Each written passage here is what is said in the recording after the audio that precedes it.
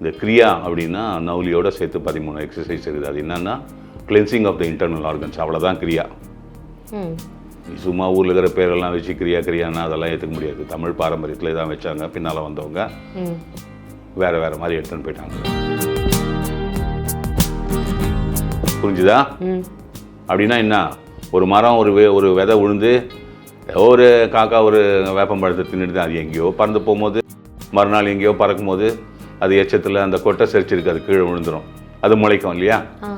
அது ஒரு 300 வருஷம் இருக்குதுன்னு வச்சுக்க, அந்த மரம் ஒருத்தன் வந்து வெட்டுற வரைக்கும்.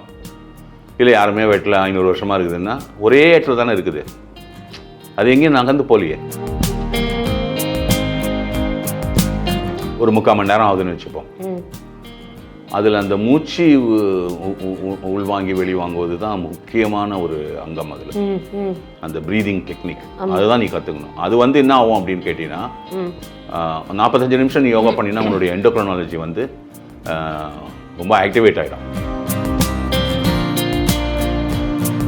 தெரிந்தவர் உங்களுக்கு அதை கற்பித்திருந்தால் அதை நீங்கள் ஒழுங்காக கற்று உங்களால் அதை செயலாக்கம் செய்ய முடியும் என்றால் என் முன்னாடி வந்து உட்கார மாட்டீங்க நீங்கன்னே சொல்லலாம். புரிஞ்சுதா? இந்த யோகக்கலை என்பது முற்றிலுமான ஒரு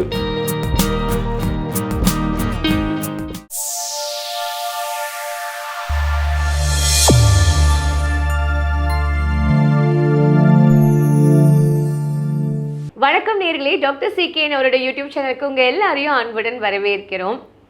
எவ்வளோ சுவாரஸ்யமான தகவல்கள், எவ்வளோ முக்கியமான ஒரு இன்ஃபர்மேஷன்ஸ், இதெல்லாம் இப்போ இல்லைனாலும் ஃப்யூச்சர் ஜென்ரேஷன் அவங்க இங்கே திரும்பி பார்த்தாங்கன்னா நமக்கு இது மாதிரியான பொக்கிஷங்கள்லாம் நம்ம மிஸ் பண்ணிட்டோமே அப்படின்னு ஃபீலே பண்ண வேண்டாங்க. ஏன்னா சார் நமக்கு வந்து அவ்வளோ எளிய முறையில் வீட்லேயே செய்யக்கூடிய ஒரு எளிமையான விஷயங்கள் அத்தனையுமே வீட்லேயே இருக்குது, நம்ம உடல்லையே இருக்குது, எல்லாமே சரி பண்ணிக்கலாம் அப்படின்றத எவ்வளோ சுவாரஸ்யமாகவும் எவ்வளோ அழகாகவும் தட்டி சொன்னாலும் கரெக்டாகவும் சொல்லிட்டு இருக்காரு இல்லையா?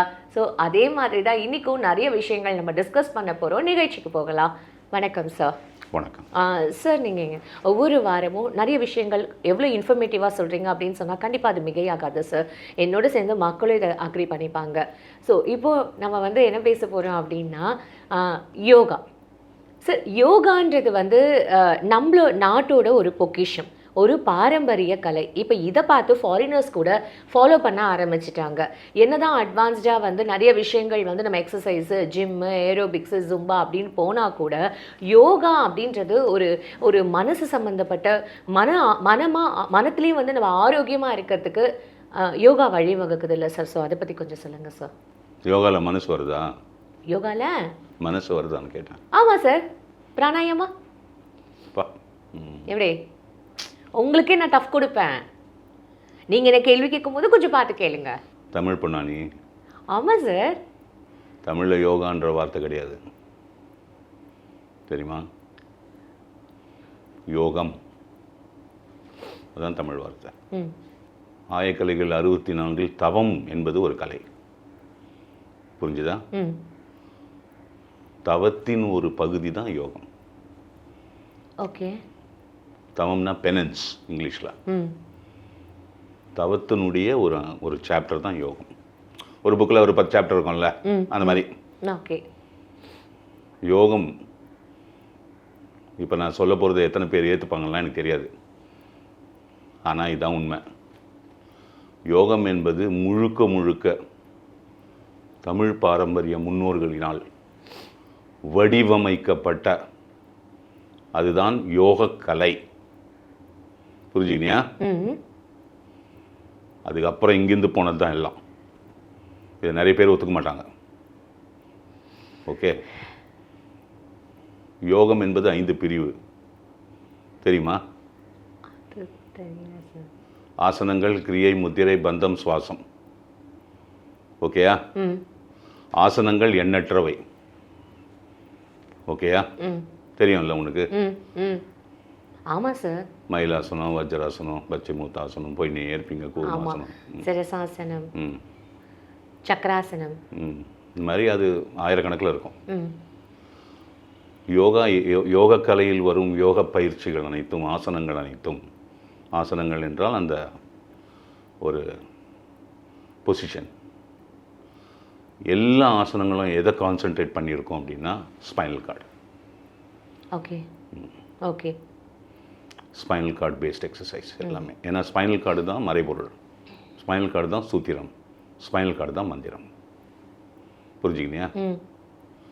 இந்த கிரியா அப்படின்னா நவுலியோட சேர்த்து 13 எக்ஸசைஸ் இருக்குது. அது என்னன்னா cleansing of the internal organs, அவ்வளோதான் கிரியா.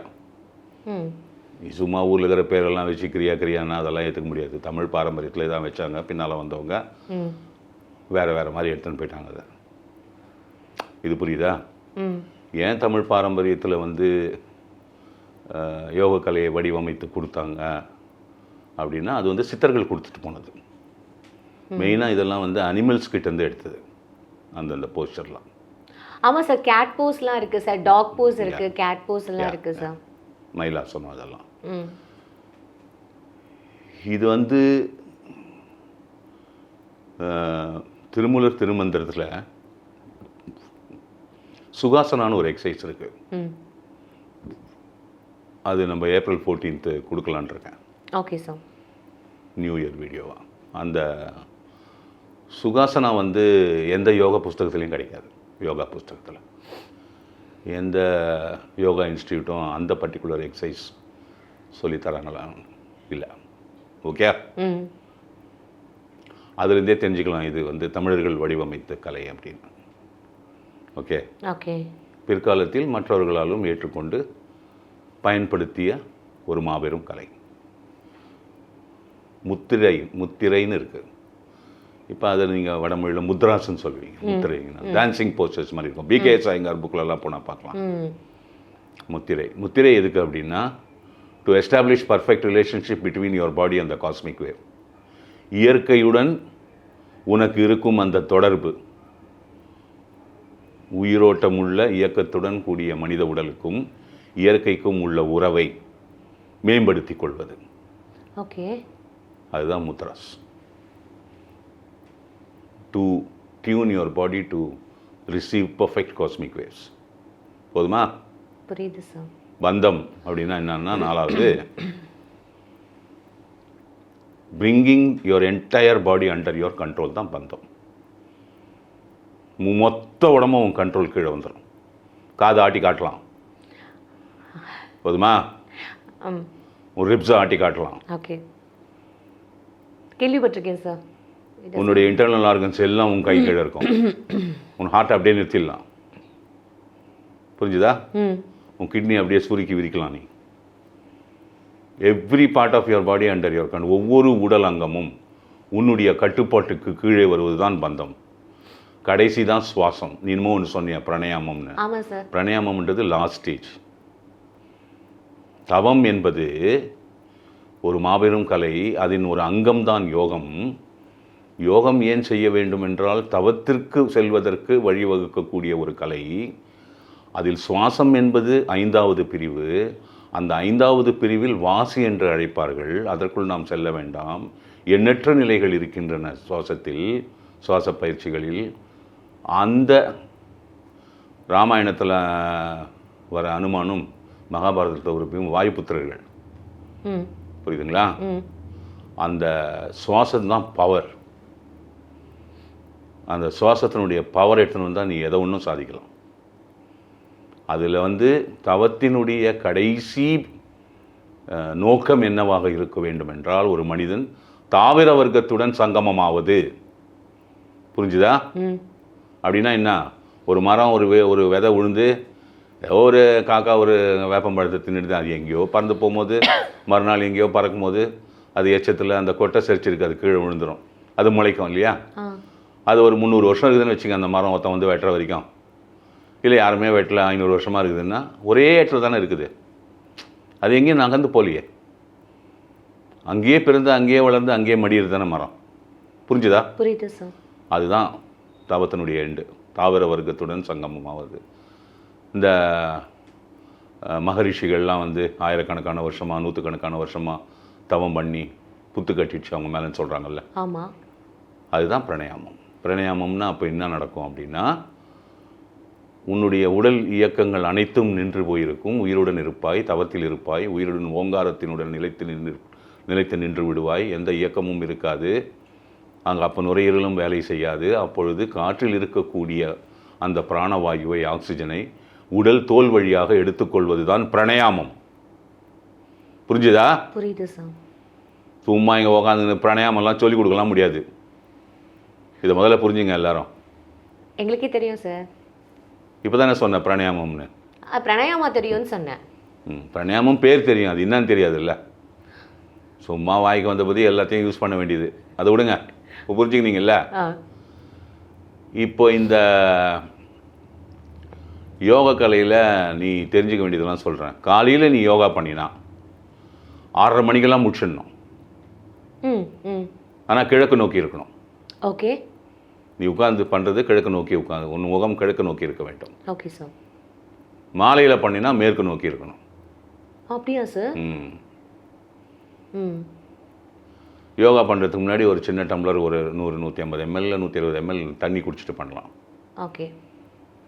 ஆனால் நீ யோகா பண்ணுறதுக்கும் உன்னுடைய உணவு உட்கொள்வதற்கும் இடைவெளி வந்து 6 மணி நேரமாவது இருக்கணும். மத்தியானம் நீ 1 மணிக்கு சாப்பிட்டுருந்தீங்கன்னா நைட்டு 7 மணிக்கு நீ யோகா பண்ணலாம் ஈவினிங். புரிஞ்சுதா? ஒரே ஒரு டீ கூட குடிக்கக்கூடாது நடுவில். புரிஞ்சுக்கினியா? அப்போ காலையிலனா?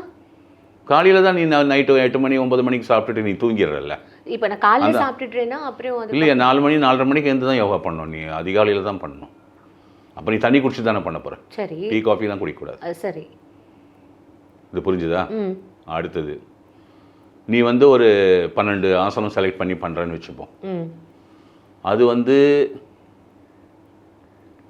ஒரு 3/4 மணி நேரம் ஆகுதுன்னு வச்சுப்போம். அதில் அந்த மூச்சு உள்வாங்கி வெளிவாங்குவது தான் முக்கியமான ஒரு அங்கம். அதில் அந்த ப்ரீதிங் டெக்னிக் அதுதான் நீ கற்றுக்கணும். அது வந்து என்ன ஆகும் அப்படின்னு கேட்டிங்கன்னா 45 நிமிஷம் நீ யோகா பண்ணினா உன்னுடைய எண்டோக்ரைனாலஜி வந்து ரொம்ப ஆக்டிவேட் ஆகிடும்.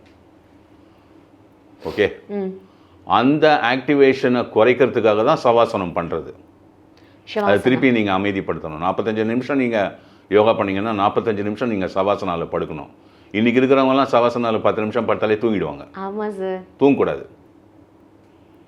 இருப்பியா? அது பாசிபிள் இல்லையே சார். பாசிபிள் இல்லைன்னா உனக்கு உடம்புல வியாதிக்குதுன்னு அர்த்தம். எனர்ஜி சோர்ஸ் இல்லை, கான்சன்ட்ரேஷன் இல்லை, மனசை நீ பக்குவப்படுத்தலை.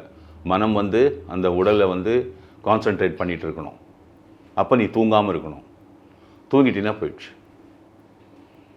அதுதான் அந்த ரிலாக்ஸிங் போஸ்டர். அது அந்த உன்னை நீ அமைதி நிலைக்கு ஆரவாரத்திலிருந்து நீ ஆசனங்கள் செய்யும் பொழுது உன்னுடைய சுரப்பிகளை ஆரவாரத்துக்கு எடுத்து சென்ற நீ அதை ஆசுவாசப்படுத்துவதற்கும் அமைதிப்படுத்துவதற்கும் நீ நினைவு நிலையோடு இருக்க வேண்டும் சவாசனால.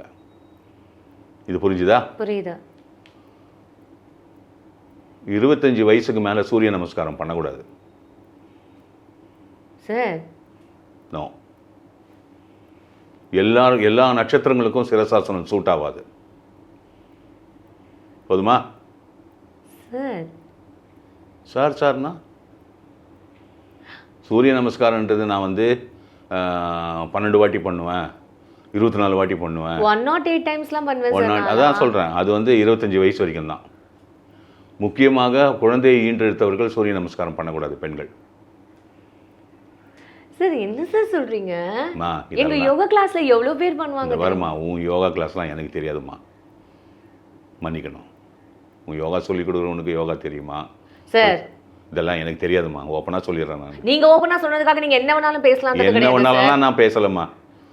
ஓகே. இன்னும் உள்ளார்ந்த அர்த்தங்கள் நிறைய இருக்குது. உள்ளே போ போ போ போ அதெல்லாம் எவ்வளோ பேருக்கு தெரியும்லாம் தெரியாது. ஏன் முன்னாடி வந்து உட்கார்றவங்கெல்லாம் நான் யோகா நான் என்ன ஏதாவது நீங்கள் எக்ஸசைஸ் பண்ணுவீங்களான்னு கேட்பேன். நான் யோகா பண்ணுறேன் அப்படின்வாங்க. நான் ஒன்றே ஒன்று தான் சொல்லுவேன், யோகான்னு ஒன்று தெரிந்தவர் உங்களுக்கு அதை கற்பித்திருந்தால் அதை நீங்கள் ஒழுங்காக கற்று உங்களால் அதை செயலாக்கம் செய்ய முடியும் என்றால் என் முன்னாடி வந்து உட்கார மாட்டீங்க நீங்கன்னே சொல்லுவாங்க. புரிஞ்சுதா? இந்த யோகக்கலை என்பது முற்றிலுமான ஒரு ஆரோக்கியமான வாழ்க்கைக்கு வழிவகுக்கக்கூடிய ஒரு மாபெரும் கலை. இந்த கலையை கற்பிப்பவர்களும் கற்றுக்கொள்பவர்களும் அதனுடைய அடிப்படை தெரிந்தவர்களா என்றால் அதை பற்றி நான் சொல்ல விரும்பலை.